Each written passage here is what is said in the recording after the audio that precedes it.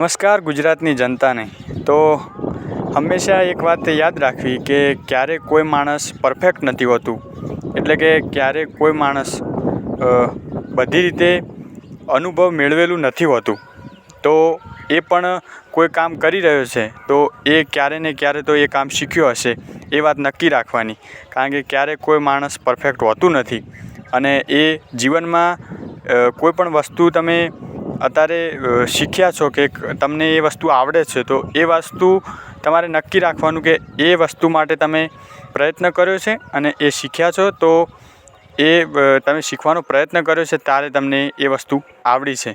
તો જીવનમાં પણ એવું જ છે કે ક્યારેય બધું આવડતું નથી અને કોઈ માણસ પરફેક્ટ નથી.